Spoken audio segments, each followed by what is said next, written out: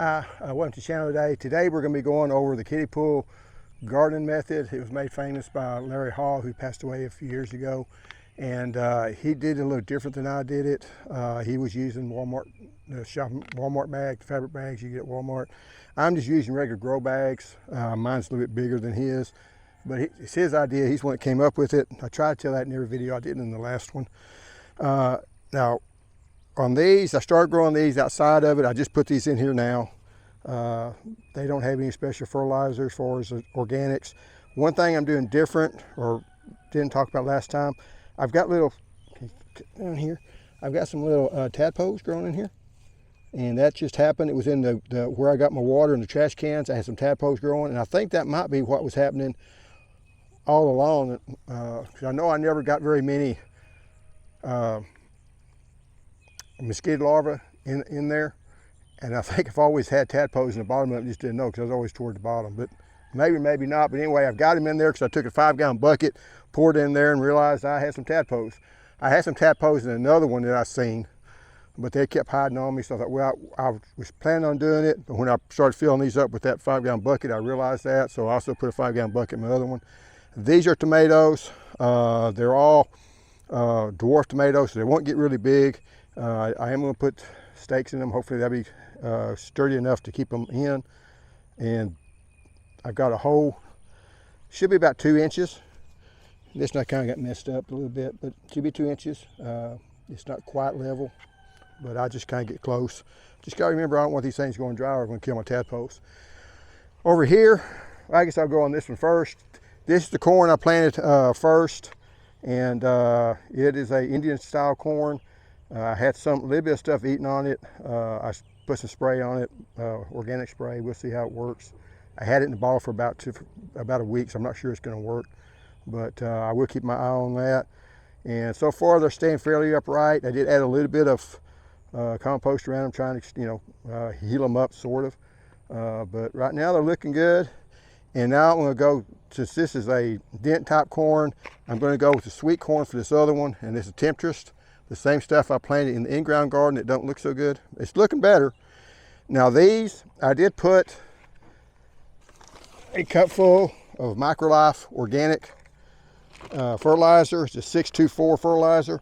And just kind of put the stuff in the middle. And then I'm going to put 5 corn stalks in them. And you may ask, why 5? And I'll just say, I don't know. Sound like a good number to me. So I got 5, so I'll make 20 stalks. Hopefully, if they all come up. Now, one guy puts 2 stalks per hole, and then pulls one up. It's probably a good idea. But I know I have a habit of not pulling my plants up, and I don't want to get them too thick. So I'm just going to do one. And if I only get one, if I only get, can't remember that one. If I only get, 4 out of 5, 4 in the bucket's probably pretty good. And then you just put them in there like that, and then you kind of cover them up. Nothing special about that. I am putting in some Miracle-Gro when I water them on top to give them some extra nitrogen, because this doesn't have a whole lot of units of nitrogen in it. So, I just take, right now I'm using this much, real scientific. I think this is 2 tablespoons, a little bit on a tablespoon per gallon.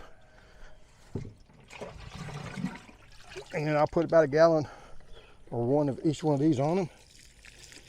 And all you want to do here is just wet it down. Now I could probably not fertilize this first one and be okay with it.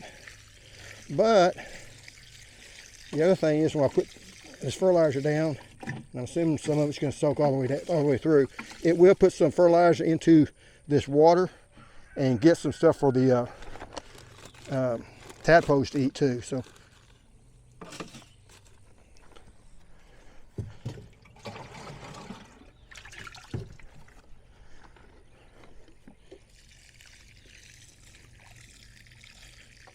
and I'm hoping it works well with the tomatoes.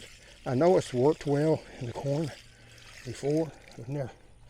I tried it once with tomatoes. It was a regular sized tomato, and it got really big. And it was, I just remember I wasn't real pleased with it for some reason.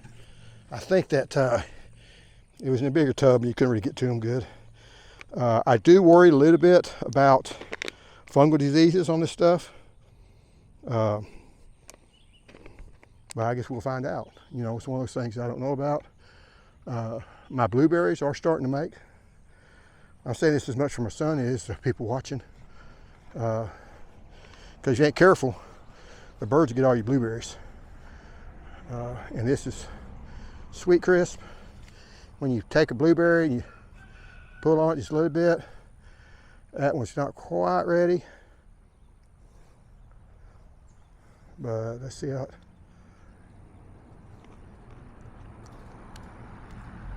still okay.